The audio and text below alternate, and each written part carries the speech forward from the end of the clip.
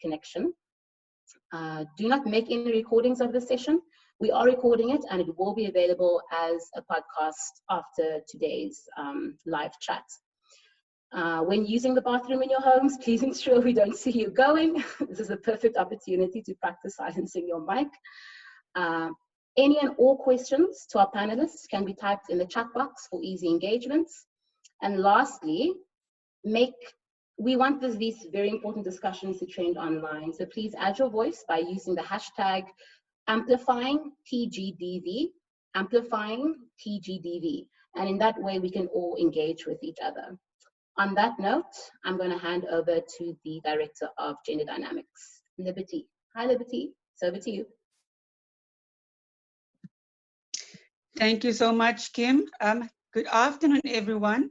If it's afternoon where you are located at the moment, or shall I rather say greetings, everyone. Thank you so much for the introductory notes, Kim. I think there are a couple of things that I just want us also to run through. Apologies for the noise at the back. There's neighbors playing music at the back, and then there is children playing in the road. So you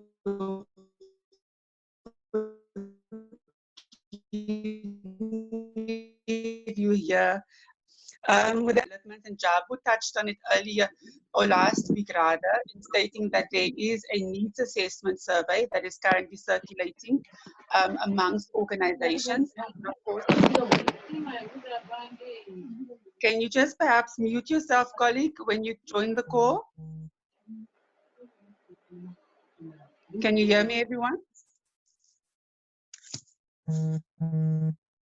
So just in continuing, Jabu highlighted last week that there is a needs assessment survey, actually two, that is currently being circulated in order to just get a sense as to what some of the organizational needs are that we have within the movement, and then of course at an individual level, what some of our personal needs are that needs to be addressed during this particular moment. And so from our end, we just request that you complete that SATF and Frontline AIDS survey, and in order to give us a more comprehensive understanding of what we are currently up against.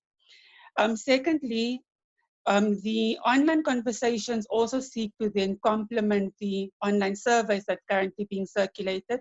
So a report of last week's conversation will be released next week, or perhaps at the earliest later on this week, to just give an understanding as to some of the points that we highlighted, and that we're aiming on using that to hopefully mobilize resources for our movement here in Southern Africa. And those processes are currently being led by the Southern African Transforum Steering Committee, Gender Dynamics, and Iranti.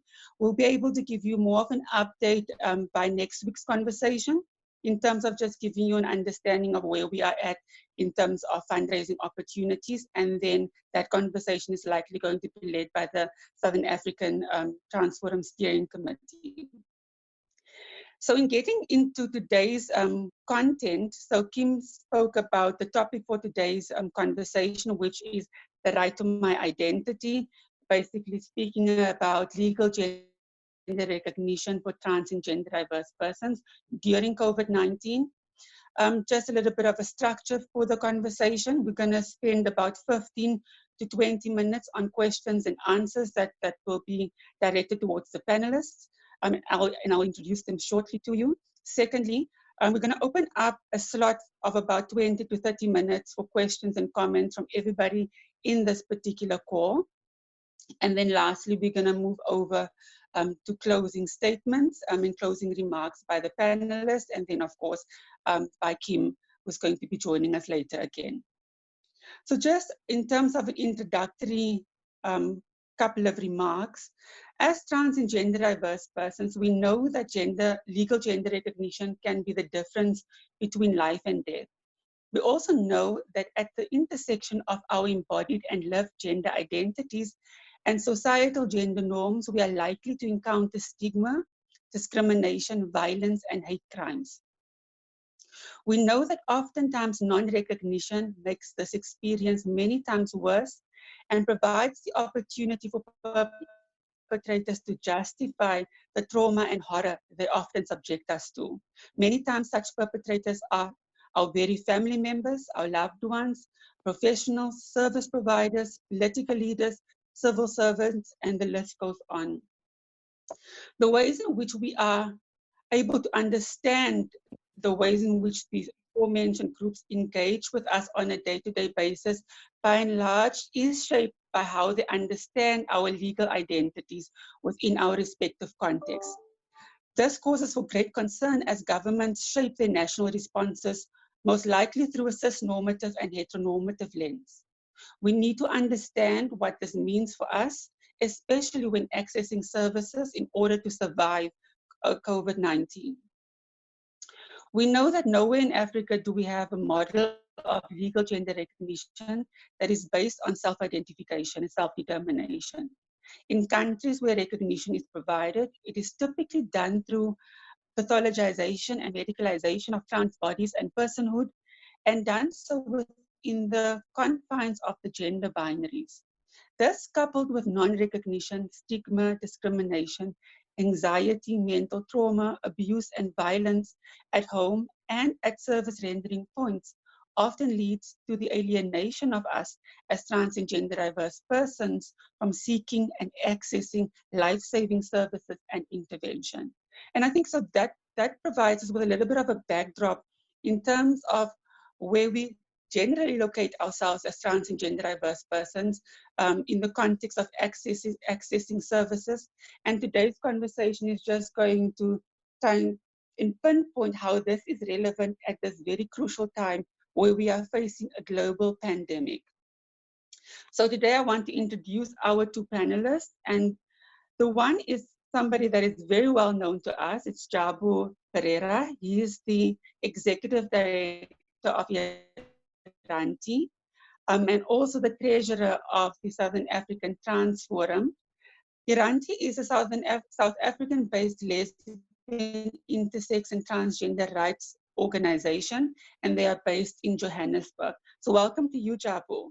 Secondly, we have Andy, and Andy was the applicant in the 2017 president-setting landmark judgment on legal gender recognition in Botswana in the case of Andy versus Attorney General and others.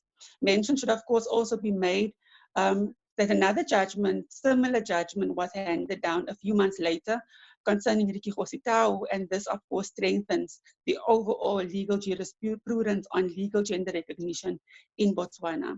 So welcome to you, Andy, and thank you for joining us in this conversation. So I think we can start with opening remarks from both of you. Can the two of you perhaps just briefly share with us some of the ways in which you understand legal gender recognition through the work that you do in your respective organization, and then, of course, through your particular judgment in 2017, Andy? We can perhaps start with you, Estelle or Jabu, with your introductory remarks in this particular instance. Hi, everybody. Thanks so much. I would like to just start off by stating in relation to perhaps the very premise of identity and recognition is basically a human right, a basic human right, as determined by, for example, the UN Declaration on Universal Rights. And so the very premise, just the notion of an identity in itself, is an embodiment of a human right.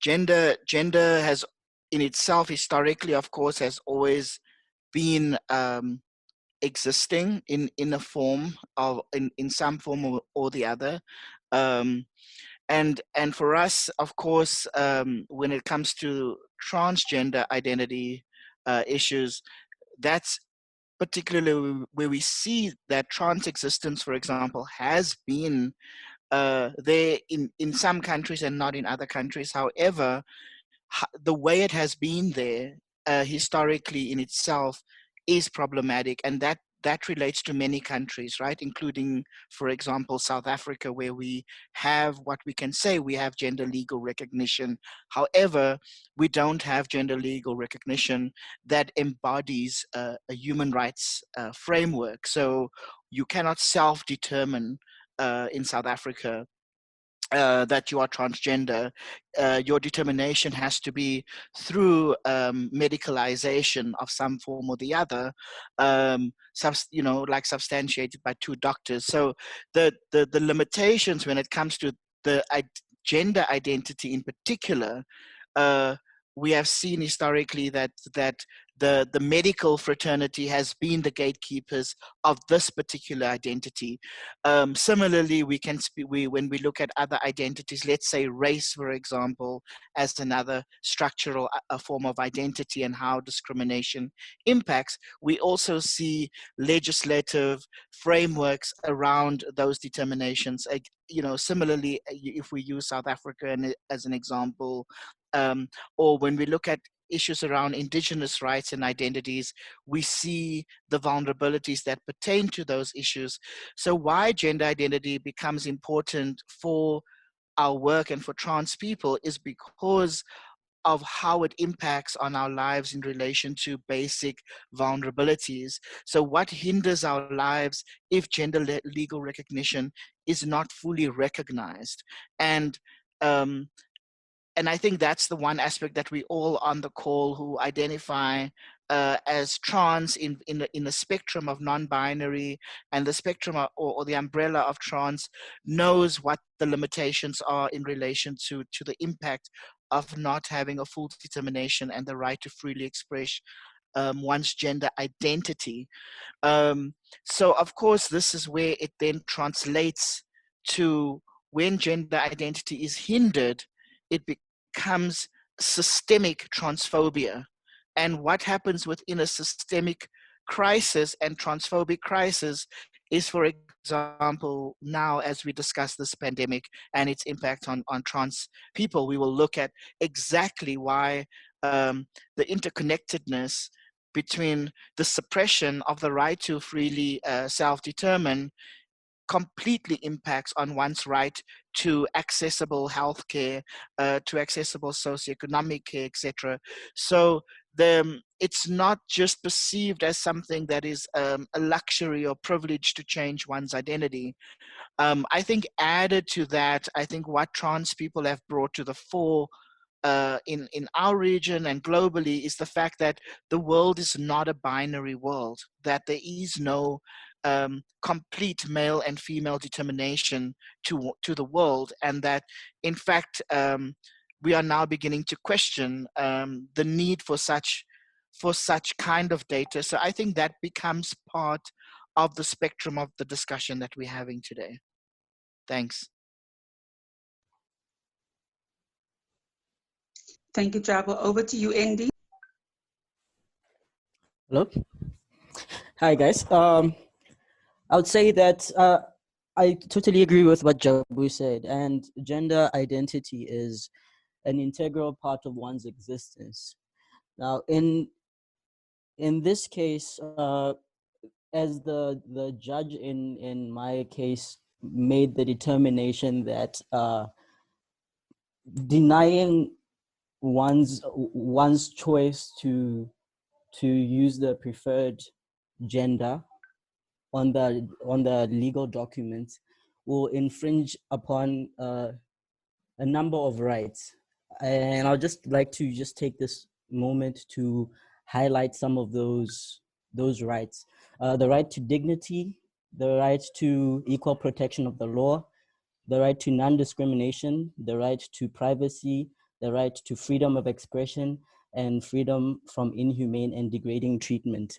Now, when you subject somebody to using identity documents that do not reflect their authentic self, it opens them up to infringement of their basic human rights. As seen with just a basic identity document that you have to carry it around. There's very little that you can do without an identity document, especially, I'm sure it's the same in other countries, but I'll speak on about my country. There's very little that you can do without an identity document. And that identity document then influences what is going to go into your passport, your driver's license, and any subsequent identity document that you might need for anything else. So basically, it becomes your ticket to living. Without the correct representation on those documents, you run the risk of being discriminated against. You run the risk of being harassed. You run the risk of not having access to certain opportunities that other citizens have. And in my case, that was the, the the point that I was trying to highlight, and I'm sure my legal team also portrayed that accordingly. So in a nutshell, legal recognition to me means life.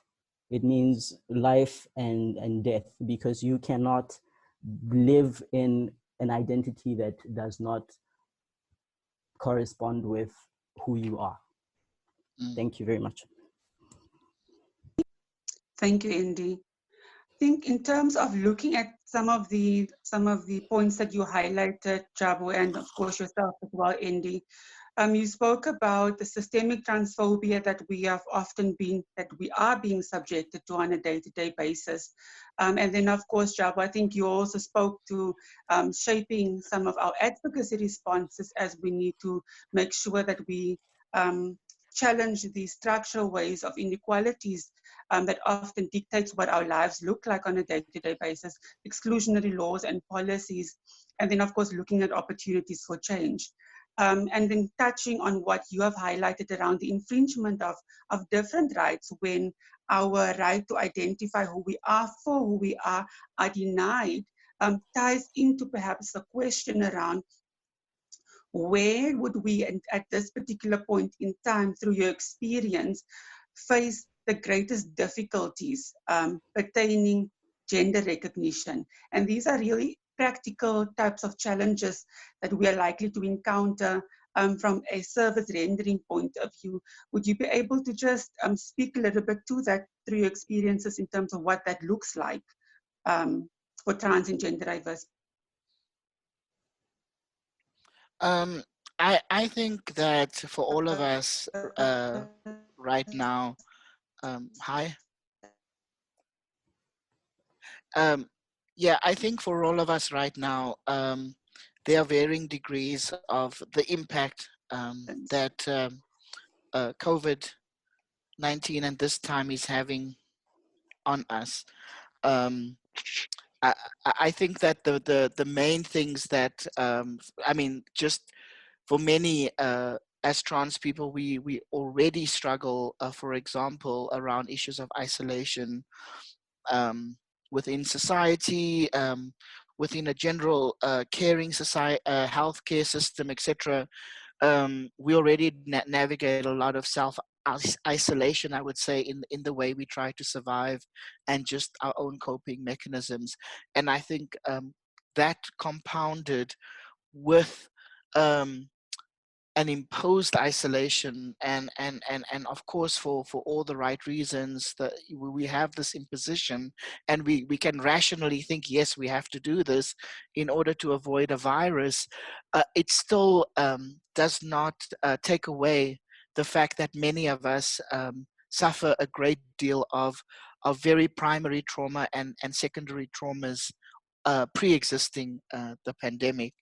And I think that just becomes a major added factor. And so I think often we avoid just talking about the very deep impact, the psychological trauma that the pandemic is actually having on our well-being and our state of mind in this particular time. I think um, for many of us, I mean, we all respond differently to trauma. Um, some of us go into total freeze mode around trauma, not feeling debilitated, so probably wanting to sleep a lot or do nothing or not have energy. Other people want to be overproductive, go and save the world, put us on Zoom calls 24 hours, do a ton of things. And so I think we all need to differently introspect on how is this pandemic impacting on us and how responsive we are to it. I know there's been a lot of jokes about going to the fridge and constantly eating, and that's in itself is a coping and healing mechanism. But also within our society right now, many of us can probably share and attest to the need that there are many trans people within our community that don't have access to very basic needs around food and medical care. Um, Housing, shelter has become an issue for many people. And of course, feelings are around suicidality. Um, is being like it's very prevalent. We see it through people's Facebook feeds.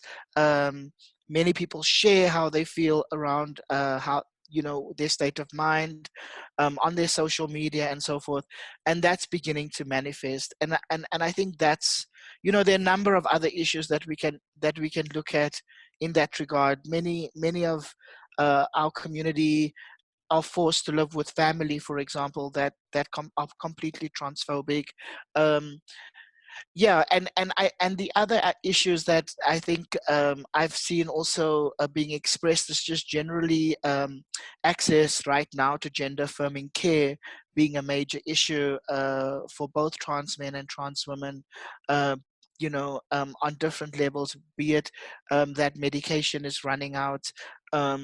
There's also hormonal hormones that are also running out, but also mental health medication that are starting to be depleted um, at within the pharmacies. And so of course it doesn't only impact on trans people, it impacts on a larger number of people with mental health issues, on depression and anxiety. But of course, when you're already embodying trauma, I think these kind of things just become much more escalated.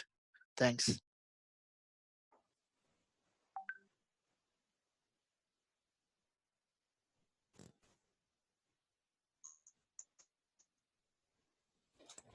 Thank you, Jabu.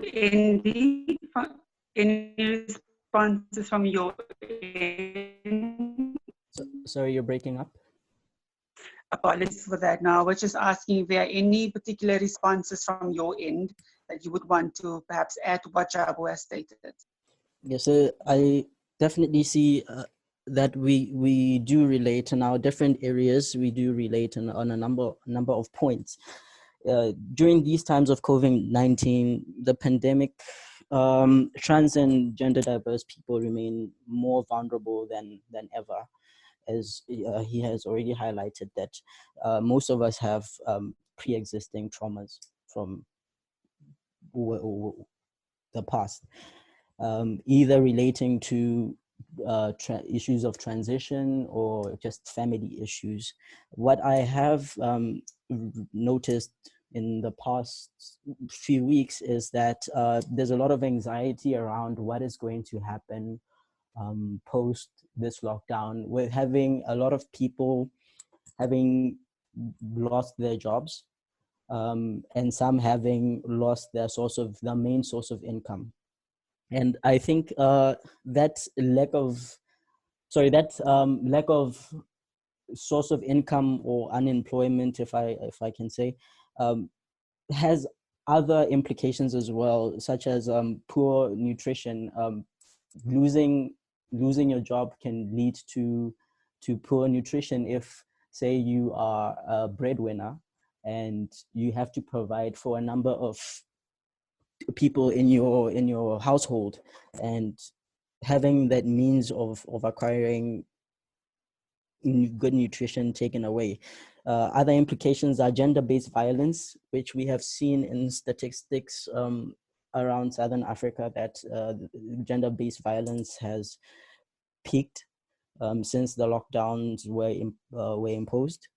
And this also leads to a dependency on partners, maybe violent partners. Another implication is inadequate medical care, as Jabu has already highlighted. The rise of mental health issues. Unemployment is and yet another thorn in our foot when it comes to that. Mental health issues, the source of income, as it goes down, the people are more likely to be anxious and depressed and worried about such situations, and not knowing whether the economy will peak after the lockdowns or not. Having to live with a toxic family is another issue, where a lot of people don't have means of visiting a friend, visiting a different relative, and having to stay in a situation where they are not accepted. Isolation from mental health care, a lot of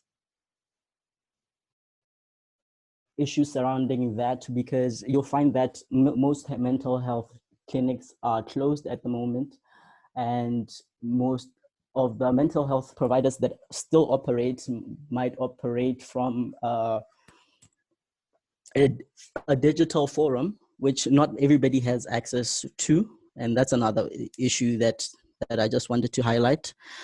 The other issue is that trans and gender diverse persons, due to fear of discrimination or persecution, seem reluctant to seek service.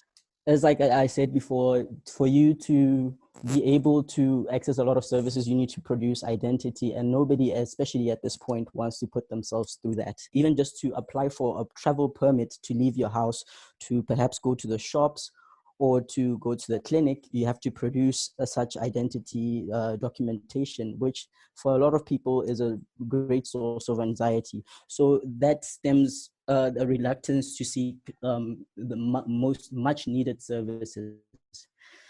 Access to chronic medications such as ARVs, BP medication, hormone replacement therapy, and access to travel permits is another problem, which also then translates to another issue of adherence. So we might actually see that after this lockdown, we might have issues surrounding adherence to medication.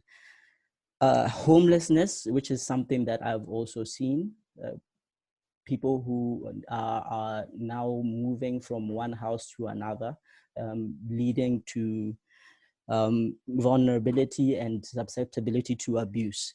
And these are some of the issues that I've come to encounter as I've spoken to a lot of transgender and intersex and gender variant individuals in the past couple of weeks. Thank you. Thank you, Andy. Just want to say, Ashley, we have noted your question that you've sent through in the chat, and perhaps we can address that in the Q&A section in the next 3 to 5 minutes. I'm also very much weary of time, colleagues. I'm going to ask you a very condensed question, Jabu and Andy, and that relates to the very practical challenges that you have highlighted. Sorry, you're breaking up.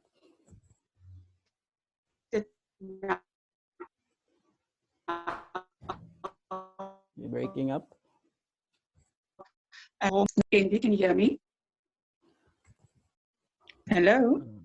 Yes, now I can hear you. Excellent. So I'm saying that I'm going to ask a somewhat of a condensed question relating to the practical examples that you've given now around homelessness, unemployment, poverty, food insecurity, etc. That's compounding now at this moment to the lived realities of trans and gender diverse persons. And so the question really relates to the fact that COVID-19 has not hit our African shores as yet, and this is based on research data that's coming out. What would a regional response look like for us in being able to ensure that we can cater towards the basic needs of our community members? And you can perhaps speak from the point of view of advocacy interventions at a regional, national, and community level. Who do we speak to during these times to make services accessible to our community members, what would be the critical points that we then lodge our interventions as a collective towards in order to make sure that we can address the vulnerabilities and the risk aspects currently underpinning the lived realities of many, if not all, of our communities. Uh, I think advocacy should be an ongoing process. It bridges the gaps in communication between key populations, policymakers, and also the general public. So to effectively gain more ground, we need to speak to those. We need to cement a fruitful relationship with various stakeholders, such as members of parliament, ministers, khosis, local chiefs, because they have a direct influence on law and policy reform. Also, we need organizations to effectively gain more ground on the movement, and organizations need to find common ground, share ideas, and agree on the best ways to forge forward in fighting this disease, and also for fighting for the basic human rights of trans and gender diverse persons.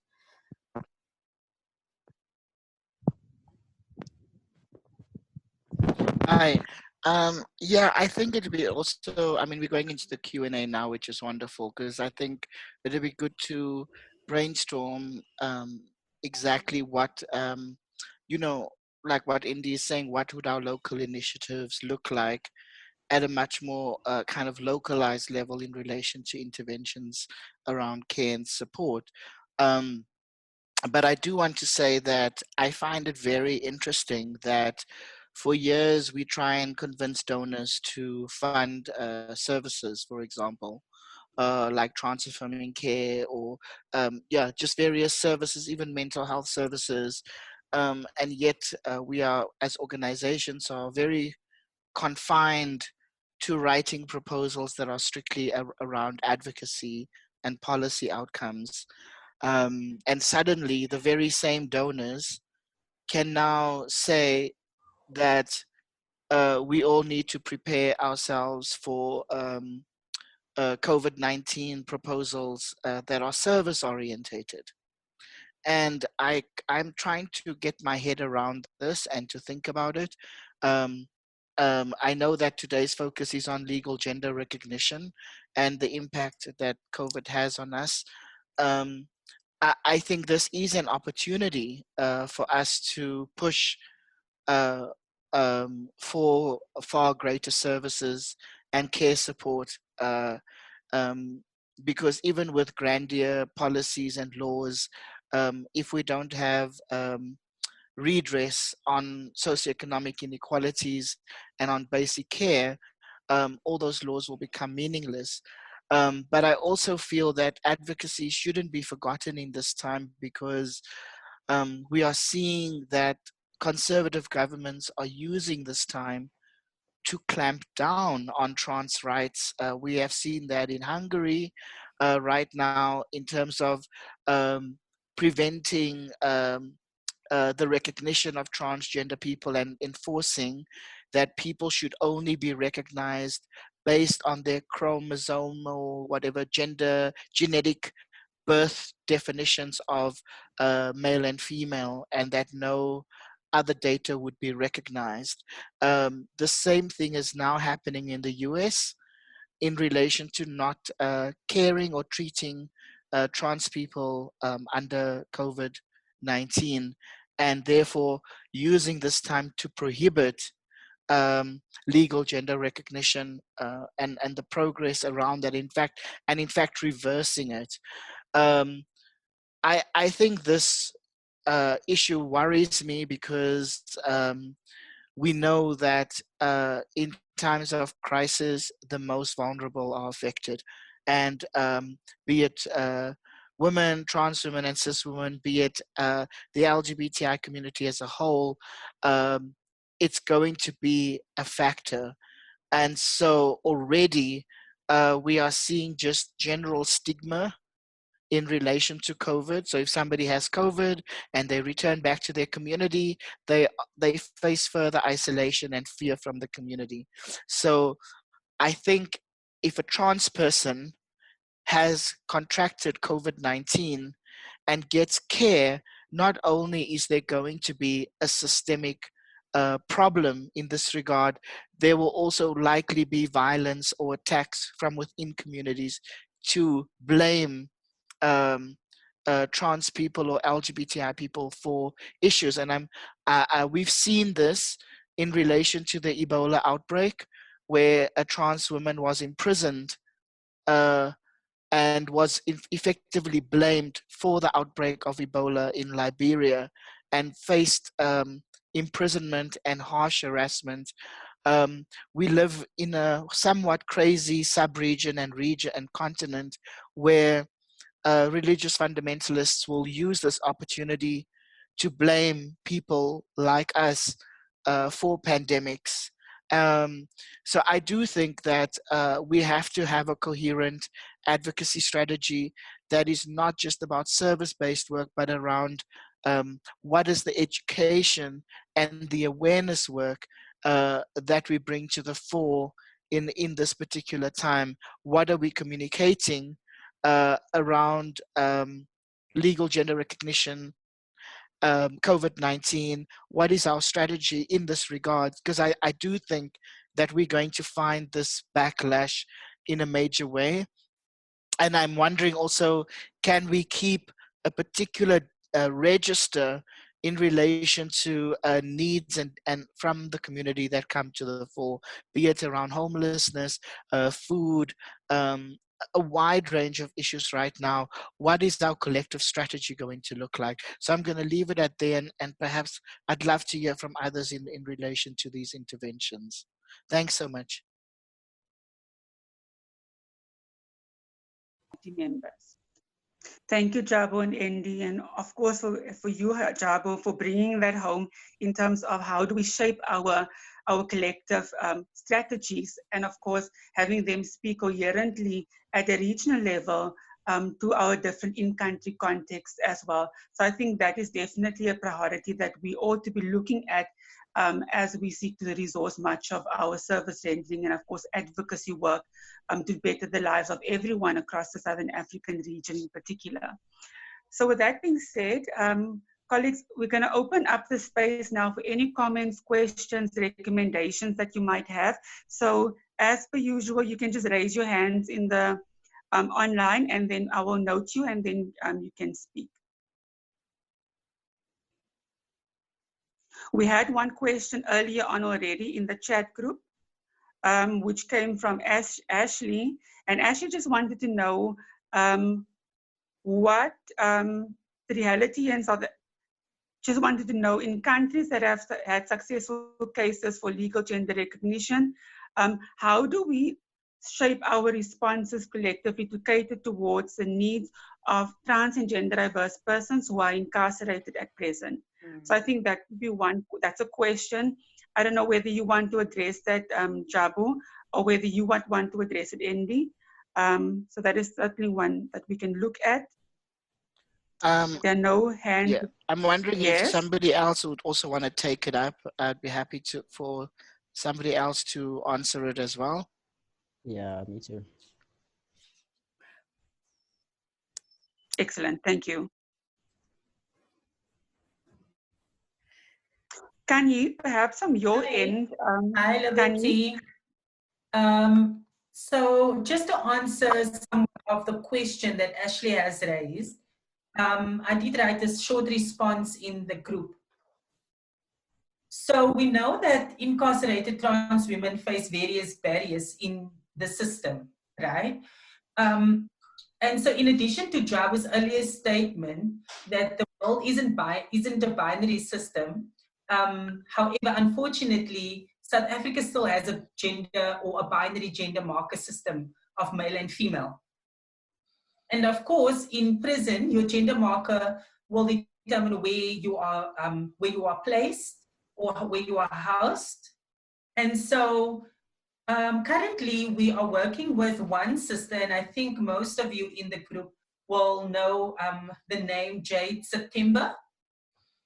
And so Jade September is an incarcerated trans woman who took the Department of Correctional Services to court for inhumane treatment. So that is just to to summarize the whole case. So we know that trans people in prison fight various barriers to changing their legal names and gender markers. And so this is the very case with Jade September and others who are placed inside that facility. So when we visit Jade September, her main concern is, when can I actually change my gender marker? When am I able to change my name? When at the time when she was incarcerated, unfortunately, she didn't have the time to change her name or her gender marker before she was incarcerated. So this poses a lot of issues.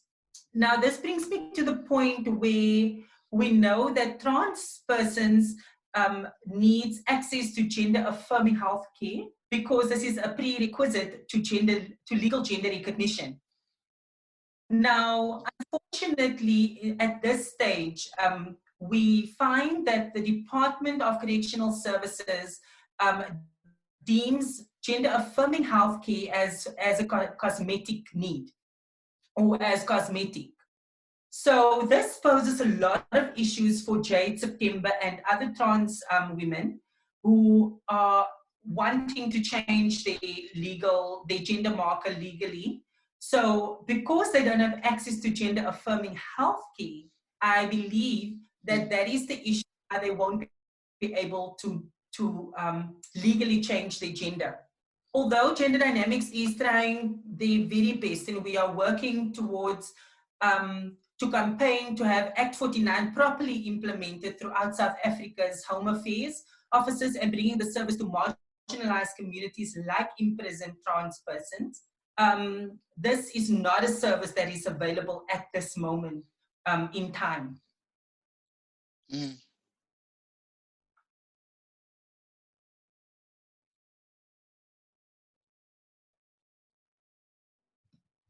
And so with that said, we find that trans women or incarcerated trans women and men has encountered prison officials referring to them by their male names. So Jade September has chosen her name, Jade September, because she wanted, that's her preferred name. Although before she took the department to task, she found that they did not, and even after, they did not even mention her by her name or a preferred name. So this is a way to humiliate, to oppress and degrade the individual. And then obviously this is also a way of stripping us of our dignity. And this is yes. Thank you so much, Kanye. You still continuing, or can we move on to one of the next questions? I'm just very mindful of time at this point. We still have about 10 minutes and about 4 questions to get through. But I certainly hope that that perhaps addressed Ashley's concern and question raised earlier on. Okay, so with that being said, Sam, you also asked question on the chat. Do you want to perhaps speak to that question, Sam?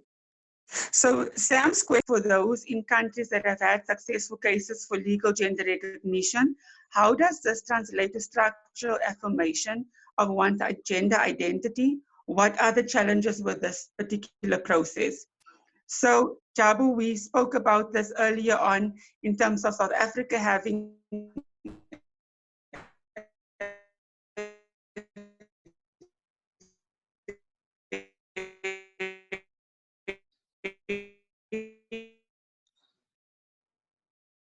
Your network is breaking, Liberty, sorry. Having a piece of legislation, the Altered Status Act, addressing me better now.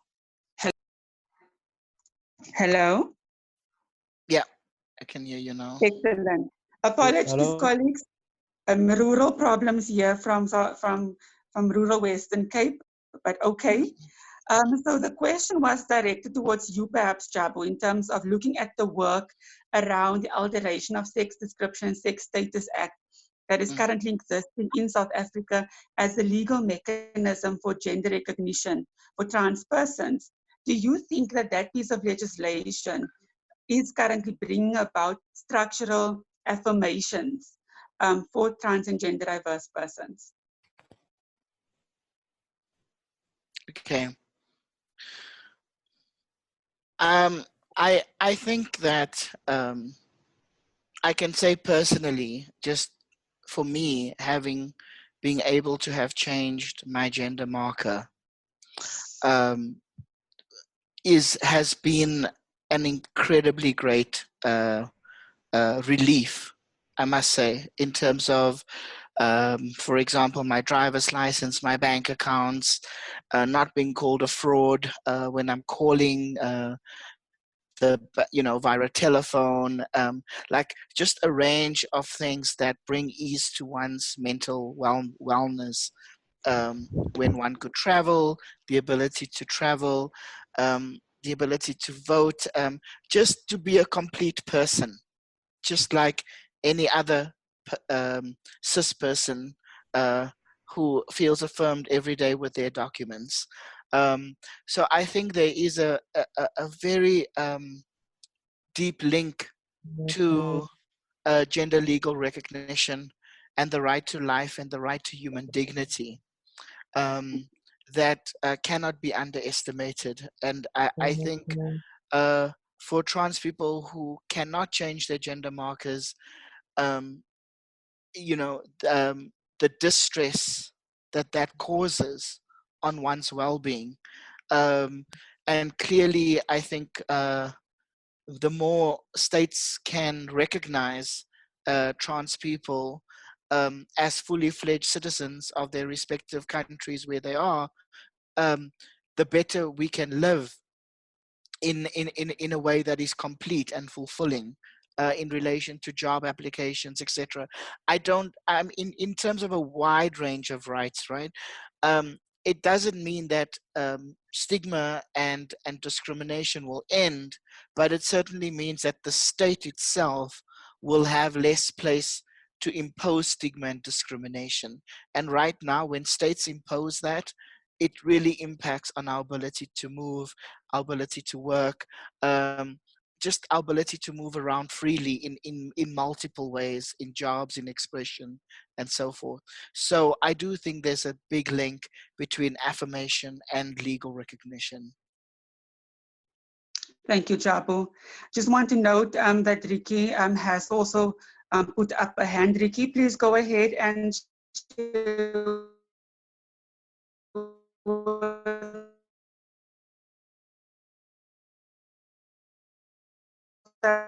some of your thoughts or any questions that.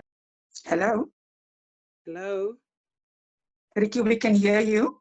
Oh, perfect. No, you were cutting off a little bit. Firstly, thank you so much, Livs and the whole team from Gender Dynamics and the SATF that put these platforms for us to touch base like this. I think it's really, really commendable work.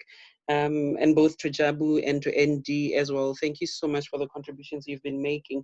I think on my end, I just wanted to maybe chime in with some couple of comments, but not necessarily directly questions, and maybe something that was raised by Jabs around what essentially we can be able to do insofar as galvanizing some response from us as a community.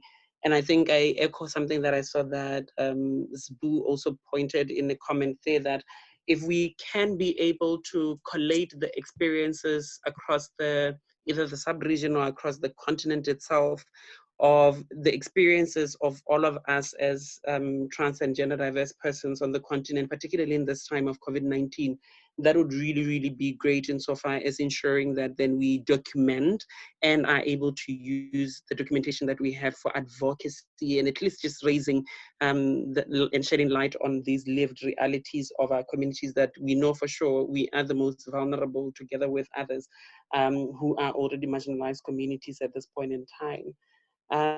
There's something that we've been working on with Accountability International, which is an scorecard that's looking at the African response to COVID-19, which is, I think, maybe another opportunity we could be able to use to continuously put some other indicators that are very, very trans and gender diverse specific, furthering to the LGBTI specific indicators that we're looking at the various forms of repressive responses and regulations that have come through policing and militarization of the COVID-19 response at this point in time. We know about 20 LGBTI activists that were arrested in Uganda very early on in this month, which are issues that are coming up in terms of us also needing to monitor the implementation of the emergency protocol that our countries have set forth, because we have seen even in South Africa when the military has used unnecessary force and even assaulted civilians in the comfort of their own homes. And I know there's another case that's going to be going to before the courts here in South Africa that's looking at that. And it would be important for us to continue monitoring those and really connecting with one another as we monitor and sharing and shedding light on cases that are emanating in that front. I think something that for me I've been thinking quite a lot about from a health response or in a health inequality and health exclusionary perspective is a conversation that at global health level is happening around universal health coverage that I think as trans and gender diverse people, we aren't engaged a lot on it. And obviously we know how the cisgender discourse within global health continuously excludes us from those spaces. But as of last year, at the UN headquarters, the UN Assembly itself then signed into effect the UHC declaration, which in essence was supposed to mitigate in such kind of instances where we have these kind of epidemics and pandemics like COVID-19, because what we're seeing is that this is not going to be the end of it. There's going to be many other health-related outbreaks of disease where we need to be more engaged in the policy dialogue around how do we ensure that universal health coverage in and of itself encapsulates gender affirming healthcare as a part of the basic package of UHC that countries are going to be running with. And if we are not a part of advocating for the inclusion of gender affirming healthcare in UHC, we run the risk where in future outbreaks of this kind, we hope not, but the likelihood is that there will be many other health scares that we're going to find ourselves in globally or even continentally, more especially with Africa, how our health systems are really, really not resilient nor sustainable when looking at and facing such kind of things like Jabu was saying. Ebola itself was supposed to be a learning curve for many of our countries to invest more of national funding into healthcare systems, but that has not been done. And we need to be a part of that discussion in terms of pushing our countries to a point where UHC does not leave gender affirming healthcare outside, so that then whenever there is this kind of outbreaks, gender affirming healthcare is not just a new topic that we bring into the table in that regard. I think that for me is the contribution I'm thinking that we could make. It does not help us on the immediate, because ideally UHC is also a very new kind of trajectory that global health is taking.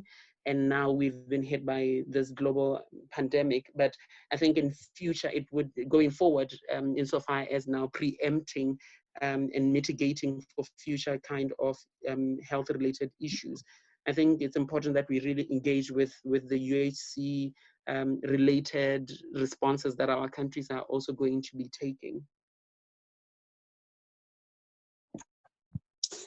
Thank you so much for those recommendations and comments, Ricky. I think definitely the advocacy component of the work to up more space for us to be able to.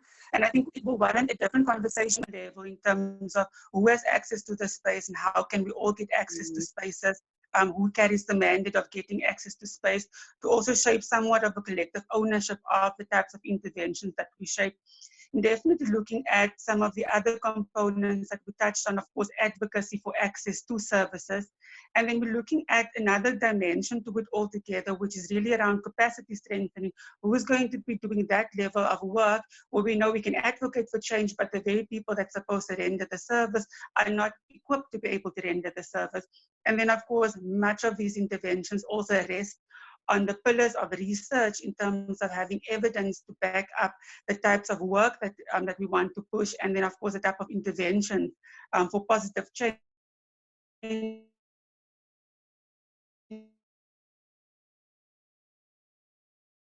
that we want to see. So I think hopefully somewhat of a doc that can also reflect some of our portion, the work in ways that we all feel included, that we all collectively own it, and of course that we all collectively pushing for the type of change that we want to see at a regional level. I'm being mindful of time, colleagues. There has been a lot of questions that have come up in the chat group. I'm gonna quickly ask that those of us in the group that want to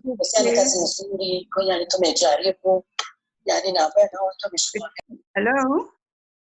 I'm just going to ask that those of us who want to perhaps speak to the points that they've listed in the chat group, put up their hands and then perhaps just give us a summary as to what it is that you are trying to articulate. I don't think that I will do justice to what you are trying to say. So please put up your hands and we can go. So we have Queen Bee that also wants to speak. QB, please go ahead. Okay, thank you very much for this platform.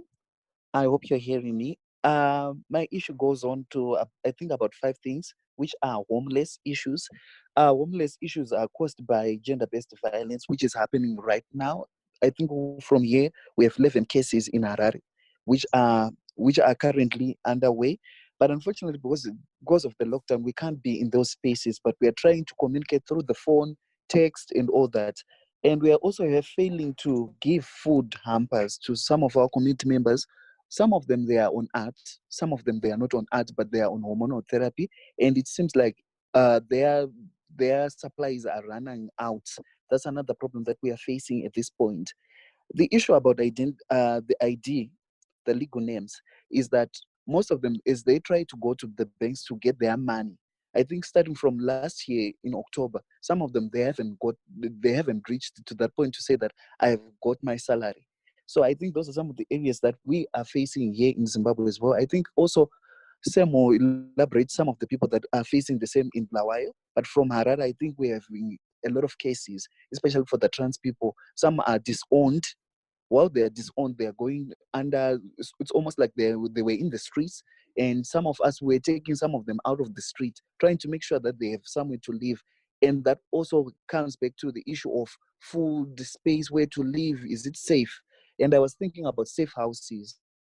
And from the last meeting that I had with Global Fund, we asked to have our DIC, which is mainly for trans people, and we were told to be in spaces of other DICs. But unfortunately, when our community goes in those spaces, they are not free to express who they are. So it comes back to the safe houses. The safe houses, some people are not more of like sensitized about how to handle a trans person. So we're having those challenges. I think those are the biggest challenges that we are facing. Thank you. Thank you very much, QB. I'm going to take the two last hands, which is then Nozipo and then Lesejo. Nozipo, please go ahead. Thank you for the opportunity. I just wanted to highlight that during the COVID, as communities, we need really to be innovative in our approaches, and we should not, when it comes to issues of advocacy, mitigation, what's short term, what's medium term, and what's long term. So when a crisis happens, where like let me give a typical example. We've got a cyclone. Before we talk about building a bridge, we would need architects and councils clearing those things, we need to think, what do people need on the ground? So I really appreciate the conversations we had around gender markers and so forth. But I feel right now when we talk about the community, we're talking about issues of innovation, homelessness.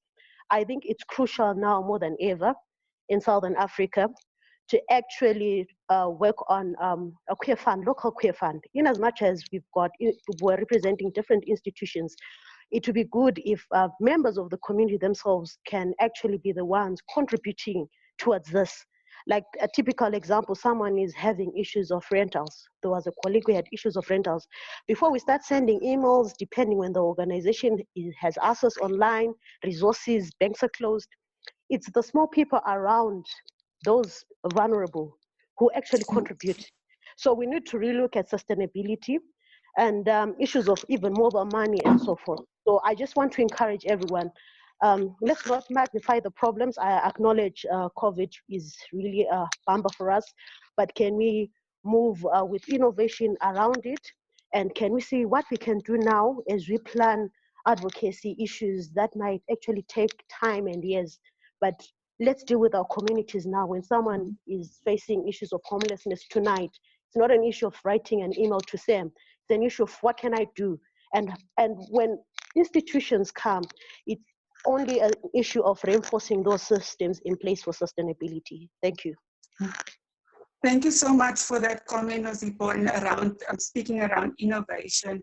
I know that Jabu is going to probably kill me for saying this, but because it's still very much in its early stages, that this morning we also met quite briefly, or spoke quite briefly around some of the Southern African-based organization that we'll probably be speaking to a little bit next week.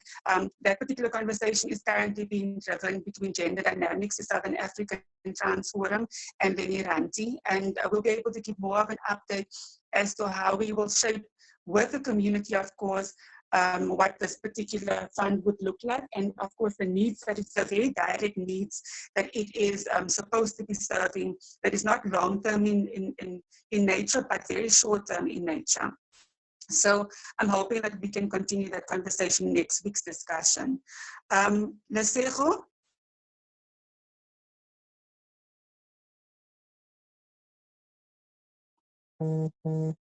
Okay, Lesego, while you're trying to sort out your connection. Okay, excellent, thank you.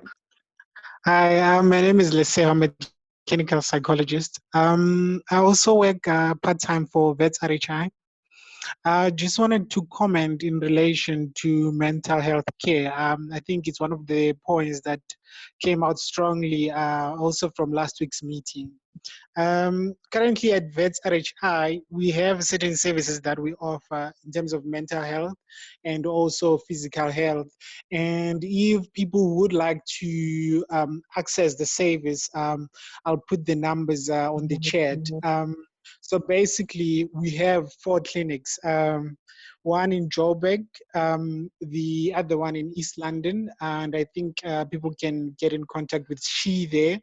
And we also have one in Cape Town, in Belleville, and also in Port Elizabeth. I know that it is not easy for people to access healthcare, and I know in terms of within the South African context, in terms of the militant approach, movement is very much limited, but I think we can offer certain services. And also I know that there's limited resources in terms of accessibility. Most of the service we offer, I know that it's also online. People can also come to our clinics. We also offer letters so that people can be able to move around. So some of the services that we also offer, we also have ART, we also have PrEP, we also offer HRT, and we also have psychological services that we offer. So if people are interested, I think they can contact one of the clinics. And I'd also like to make a suggestion that if there are organizations which are also offer services, if they can come forward so that people within this forum who need assistance can then access the services that are there. if we could maybe make a list of services that different organizations are offering right now, then see how we can collate it and then people can have access. Thank you.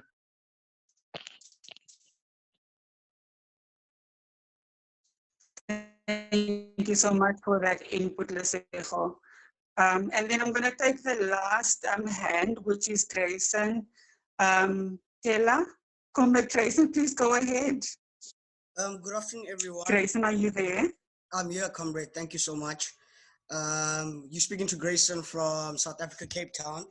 I just want to ask or rather comment on something that Jabu mentioned a little bit earlier on regarding access to healthcare during this period, COVID-19. And I think it's something really that's been burning on quite a number of trans and gender diverse persons, that if it happens that one does get contracted or does contract COVID-19, you'll be subjected to quarantine. There's been quite a number of quarantine sites that have been set up in South Africa, and I think the fear, or the anxiety rather, stems from, if I do get quarantined, the old age, am I going to get put with men? Am I going to get put with women? All that kind of injustice. And of course, this might also create a bit of fear and distancing from trans and gender diverse persons, getting testing or thinking that they might have particular COVID-19 symptoms and accessing healthcare. So I think it's something that we should really be cognizant of and think of, ways, if any, of affirming one's identity as well as accessing the healthcare that one really needs at this particular point in time. Thank you. Thank you, Grayson. Jabu and Andy, I'm just going to give over to you to just give your closing remarks and thoughts before we conclude the session. We are 5 minutes over time. Well, from my side, I just want to say thank you to GDX for gender dynamic staff and the teams putting these together. These are such important spaces for us to come together on a weekly basis.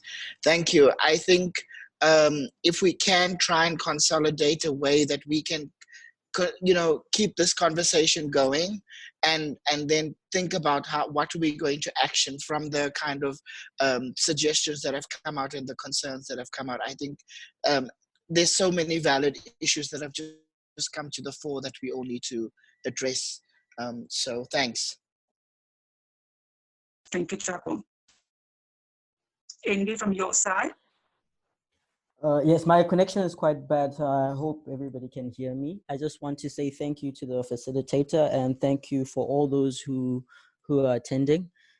I think we shared some really great ideas, and I think forums like this help us bounce ideas off each other. I also think this is a perfect opportunity for us to benchmark from each other, because whereas we do share some experiences and some pressing issues, there are some that other countries have been able to overcome, and this is the perfect opportunity to network and bounce off ideas from each other. Once again, I just like to say thank you. There are some issues that I've been looking at in the chat space. I did also pose another question regarding homelessness. I think somebody else has, and I hope liberty is something that will be addressed in future discussions. Thank you very much. Thank you, Andy. I think just in closing, before I hand over to Kim for more formal closing, just 3 matters from our end. The one is that the report again from last week's conversation will hopefully be published this week, and that is really to provide us with context around what we've spoken about, and also for us to shape our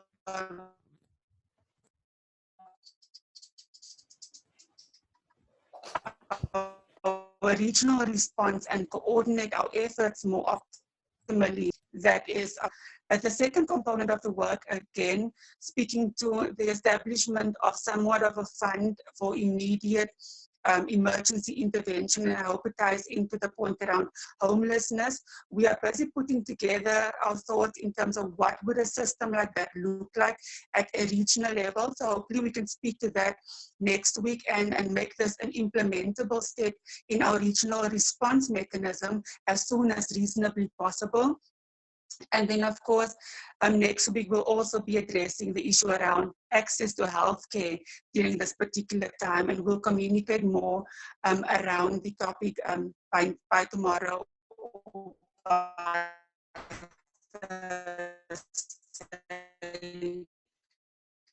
Through the formal closing. Thank you everyone for taking time out of your busy schedules and for joining us for the conversation. The input was really rich and it really assists us in shaping our collective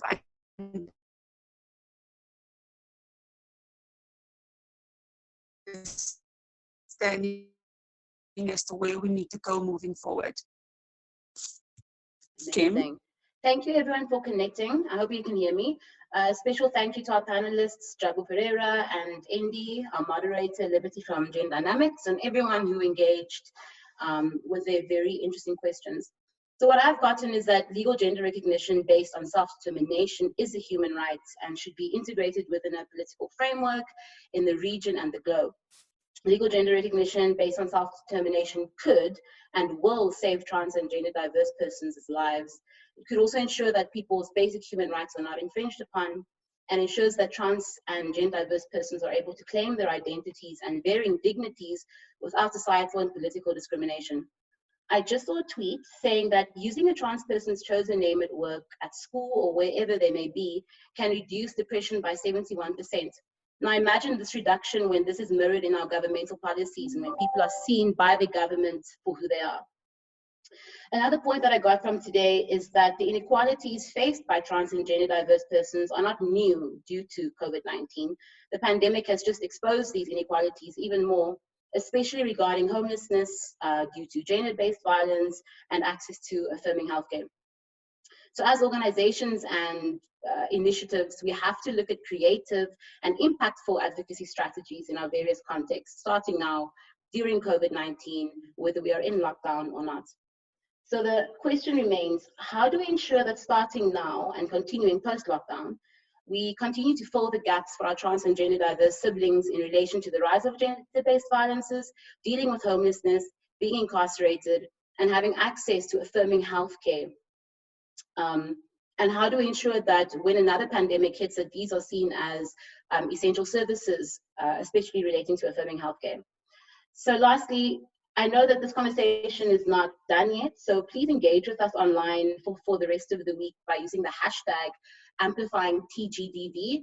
In this way, we can also see what type of conversations you want to see going forward. So thank you again, and we'll see you on Tuesday next week.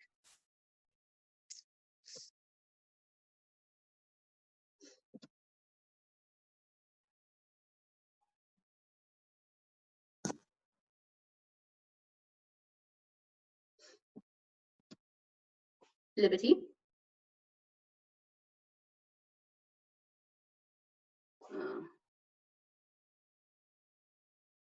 I'm still here, Kim. I'm thinking that Leila is going to probably end the call.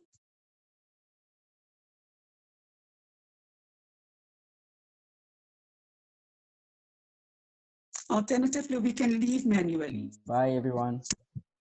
Bye, everyone. Bye, everyone. Bye. Yeah, I'm just gonna stick around until everybody leaves.